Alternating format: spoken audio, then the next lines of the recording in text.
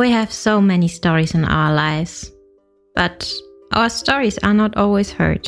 On the Hear My True Story podcast, we tell our own true stories. Before the white car parked, our head teacher had scattered.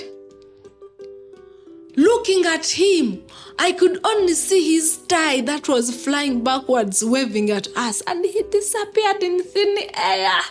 I want to share my life story. I want to share my voice with the people because I know that just a small joke I can tell through this podcast, it will make someone smile. When you ask me what I fear most in life, I would definitely respond to you and say it's fear itself. We are fighting for togetherness. We are fighting for equal rights. We are fighting to end injustice. You don't have to be a storyteller or writer because, guess what? Life writes the best stories. Hear my true story. In this episode, we have a conversation with Sharon Khaitsa. She was one of the storytellers at the Hear My True Story Project Kampala. We get to know the backstory behind the storyteller.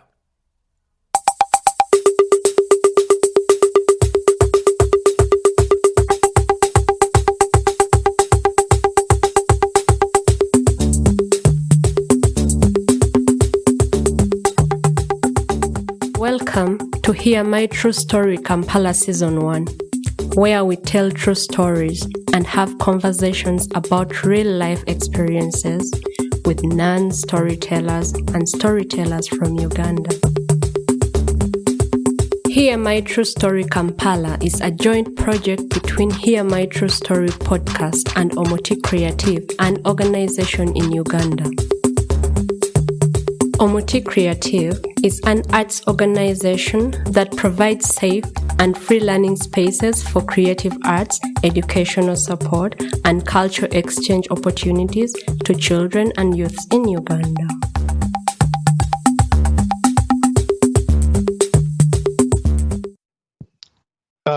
Dear our listeners, we are really excited today to have a conversation with Sharon Khaitsa. She will introduce herself as one of the guest storytellers in the project that we're doing in Uganda. Yeah. So Sharon, how are you? I'm okay. How are you?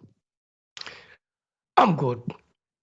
I would like you to maybe introduce yourself to our listeners on this podcast, Hear My True Story podcast, and perhaps that would be nice to begin with. Okay, my name is Khaitsa Sharon.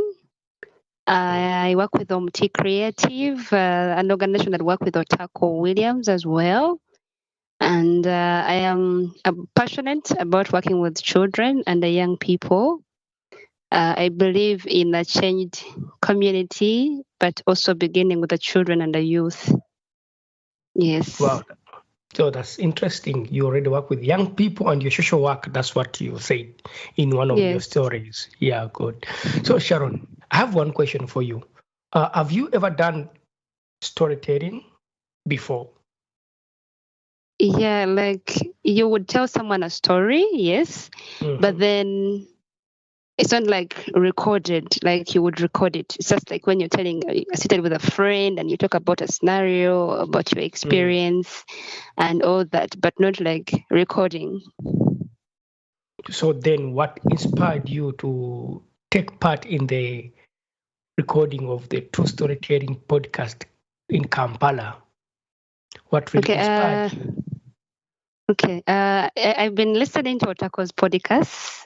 Like I always see podcasts, but I never take interest in listening to them. But when I heard Otako's podcast, I was like, why don't I listen to them? When I listened to them, I was like, I think I have more stories to tell. Because of how he was making it easy to share his stories. I was like, I have a lot of stories. So when the opportunity came and we're asked to share stories from Uganda, I grabbed that opportunity. I was like, I want to listen to myself as I record this podcast. That is why I got the interest. That's why you got the interest. Wow, that's interesting. I'm really happy to hear that at least the podcast of Hear My True Story is inspiring other people to really also feel like sharing the stories. But I have another question for you. Have you ever tried to share personal stories, or do you only share with other stories that are not true about your life experience? There's this habit some of us have. You usually want to tell other people's stories and you forget yours. So I usually have that habit of wanting to tell other people's stories than mine. But when they say true story, I was like, now I have a lot of stories. So I had to sit down and analyze and pick the stories that I would want to go first outside there. So that is when I picked this one. But I always also tell other people's stories. But this one is mine.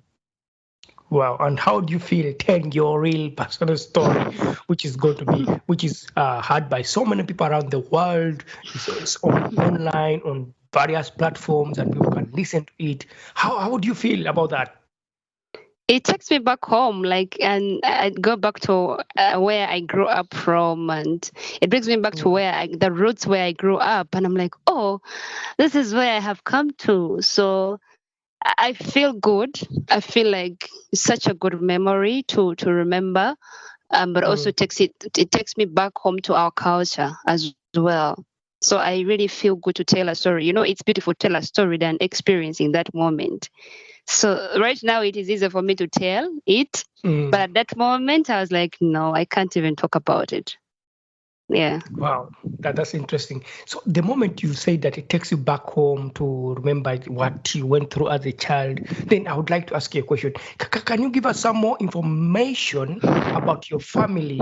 How many children were you? How did you grow up? Maybe there are listeners who would like to know more about you. Okay, I grew up in a step, when you have different parents. So I had different parents that, I didn't have my mother in the home.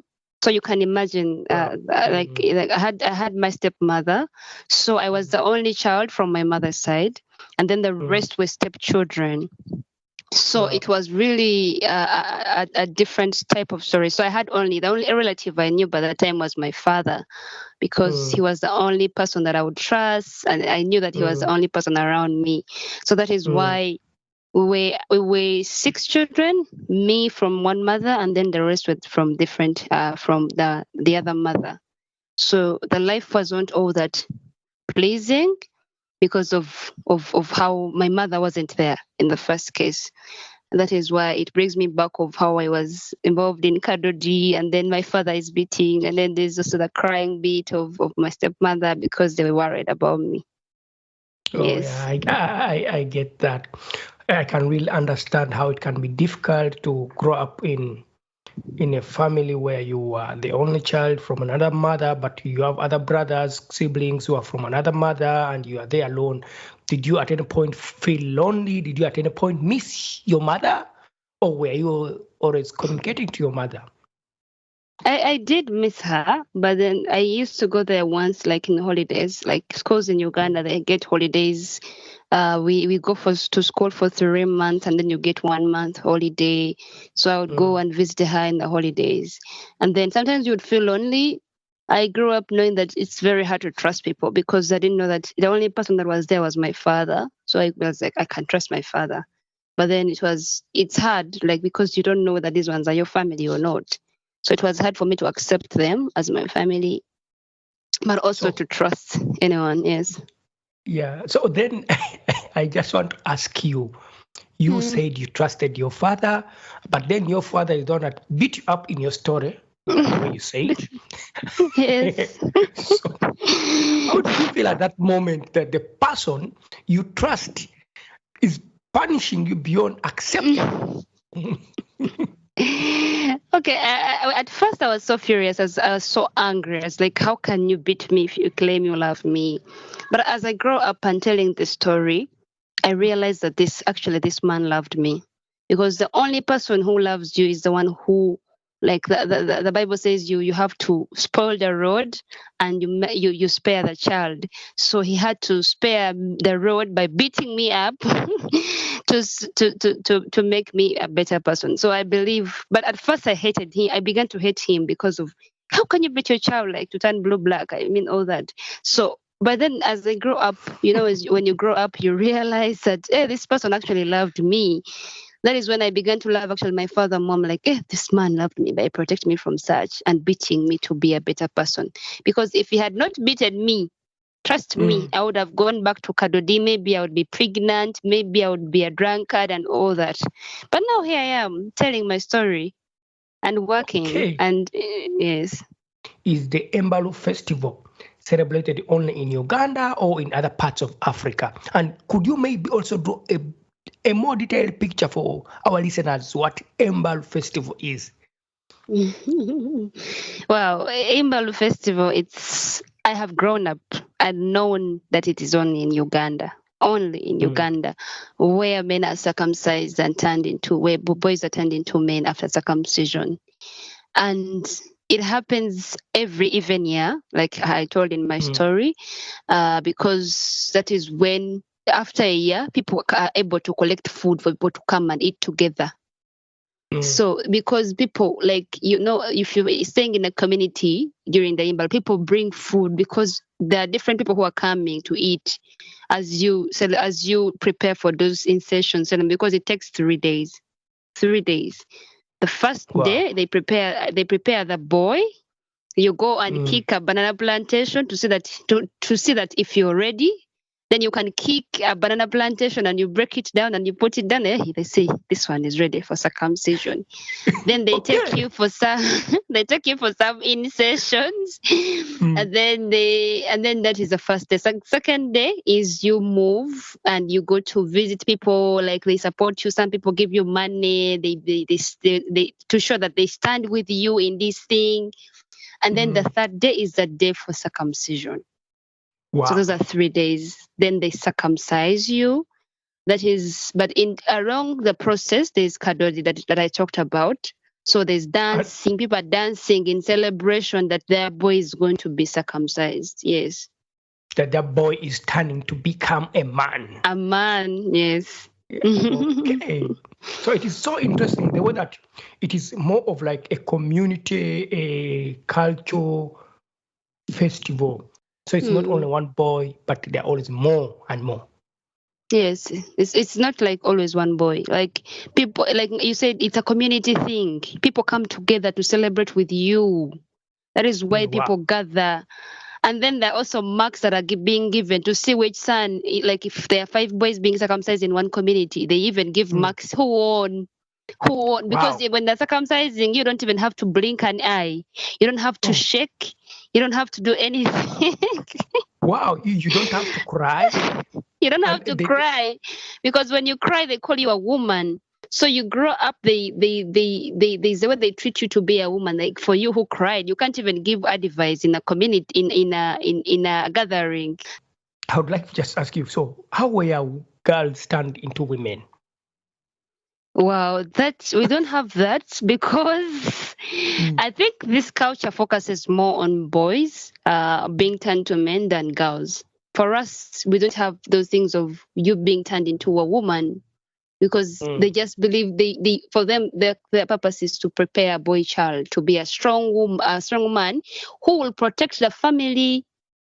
That is why they prepare you to be a strong man, that you always protect the family, your wife and the children. But women, they don't have anything that are trying to be mothers.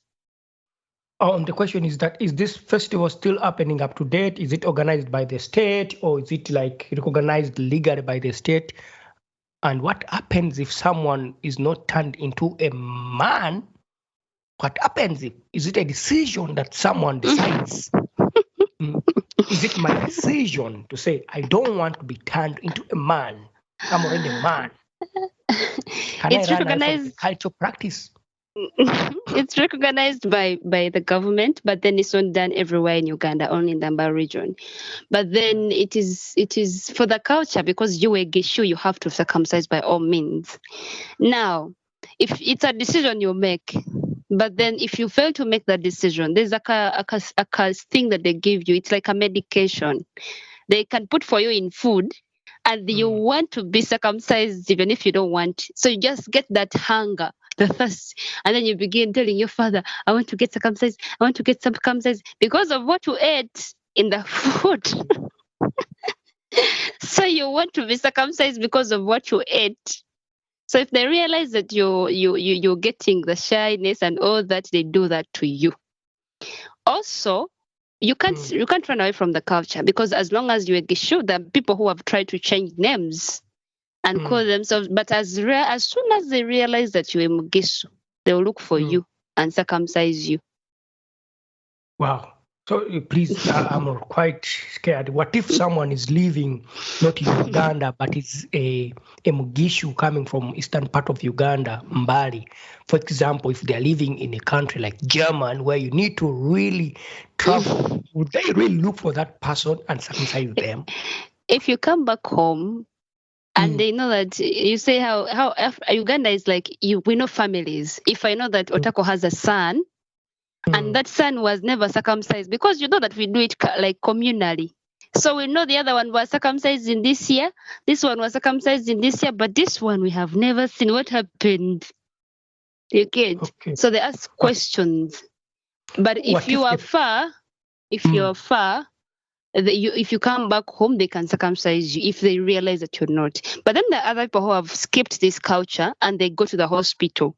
But of course, you're not respected in the community because you are called a boy, like a girl, a woman, because you didn't stand for people to see you when you're being circumcised. Wow. That's interesting. I mean, I hope our listeners understand what circumcision is. If someone who's listening is not understanding what circumcision is, you can definitely go online, try to really look for circumcision, what it is for men, but also you can also put into your Google search or the internet and look for Uganda and then put in Mbale Bugisu circumcision or Kadodi. Yeah. Or you can also put Imbalu Festival in Uganda. The moment you put that, you'll get more information about the culture of circumcision in Uganda. So Sharon, you're a girl, yeah. What if you as a girl? How were you empowered in a community, in a culture where boys have a ceremony that turns them to men? And how about the women? I don't know. I cannot talk on behalf of it because I'm not a woman, but you are a woman from Uganda and from this region. You don't need to be an expert on this. You can share your view. Yeah, like for us, I told you it's for us, we didn't have that too, but it's just your mother who will talk to you. A woman does this, a woman does the other. So for us, our mothers are our guidelines, and there's no special occasion like circumcision that happens for us to be turned into women. It's just your mother guiding you to become a better woman. A woman does this, a woman cleans, a woman cooks food, a woman. So as soon as you can do that, it was ready. You were ready to get married. But then I had up growing and listening to stories that you know how you use an axe. I don't know how to call that in English. If you like could, for example, when someone is cutting a tree, to use an axe. Okay. That is when they will say, "Hey, you're ready. You're ready to get married, or you are ready to become a woman. You are now a woman." Yeah. So they would look at things like cooking food. You can cook, you can clean, you can prepare a home. Then they'll be like, "Yeah, you're ready to be. You are now a woman." Was it the same with you because you didn't grow up with your mother? Like that's what you say. It was me. I learned how to work early because my mother left me when I was a little bit young. So it was easy for me to turn into a woman because of how my stepmother used to give me work, cooking, how to cook at the age of 6. I knew how to cook food very well. So I believe I became a woman early. Yeah. I get that. I really understand that, how it can be like. Yeah. So also then I would like to ask you another question. You had brothers too. How was it for them in the celebrating of this Kadodi celebration? Did you take part in the celebration? Because before you said, in the story, I don't think I should any point participate in this Kadodi or in this Imbalu festival because of what happened. If you had brothers, were you able to participate in the ceremony? Yeah, I was, because by that time I was participating, because now my brothers are all circumcised. So we would participate. All of them are now circumcised, so I can't even join in the Kadodi. But all the sisters, when they're doing Kadodi dance, you have to be there. Like, you have to be at the forefront when your brother is being circumcised. So there was no way you would refuse. They would actually force you to come and stand with your brother. It's like a support system. Your presence is the only support the boys need around them. It's like you surround them around, so that next to them is the sister, is the mother, is the family. So that is what the only thing that they need to support them. So your presence alone is what they need in the Kadodi festival dance and Imbalu. And I have a question that just came up abruptly. What if someone passed away without celebrating or without doing this circumcision cultural practice when they were old enough? What happens? I heard stories that they would circumcise you even if you're dead, but then I have never seen it happen. Okay, so those were just myths about the old celebration. Wow, interesting. So, because of time and internet, I would like to just ask you another question. Do you know how to dance Kadodi? I mean, do you know how to dance Kadodi? I was learning, like, dancing and all that until I was beaten. So I stopped. I don't know whether I can now do it, because every time I see them passing by, I remember that memory and I'm like, no, I don't have to go there. Yeah, so I think I've forgotten because it's practice. But would you allow your child, or if you allow other children to experience the festival? Yeah, anyway, it seems that I've lost Sharon again because of internet. But when she comes back, we are going to close our conversation. As I told you, we are... Hello? Yes, I'm hello, back. you're back. Yeah, thank you. Sorry, I was still explaining. Yeah, that, could you please maybe explain from the beginning of what you were explaining? I was saying I wouldn't allow my children to join this Kadodi dance because it's fun. It's fun. The beats will also make you want to join, like, more and more and more. But then there are repercussions. There are results that come out of it, like girls getting pregnant when they're young. And then, because I told you in my story that every woman is for every man and every man is for every woman, and then every boy is for every girl. So people are loose. They dance in ways that are really, they make people to just want to have sex with them. So it is really hard that a girl will come outside there when they're not pregnant or something, or drunkard, or lost even on their way. So I wouldn't allow my children. I think I would be like my father, still protect my children from joining the Kadodi dance. Okay, thank you for sharing your personal view about that. Yeah. Is there anything that you'd like to share with our listeners on this podcast that maybe we have not talked about? I mean, if there's something else that you'd like to talk about or you'd like to share, Thank you for the opportunity. I would just like to encourage parents. I think if my father wasn't protective enough, I wouldn't be here. Too much freedom kills. It destroys. You can trust a child, but then you also have to verify if they're doing the right thing. You check on them. You are accountable to them. They know that there is a parent who is outside there. Okay, thank you for your view about that. And as a social worker, I would really like to know more about your work that you do, and maybe you would like to share that with our listeners to know what you do as a social worker. If you're not doing now storytelling, I don't know whether you'd like to do storytelling again and again, but yeah. Yeah, actually, after this podcast storytelling, I feel like I have a lot of stories to share. So I'm waiting for another opportunity to be invited.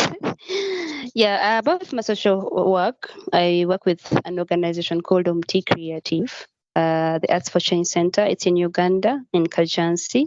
We create awareness on human trafficking.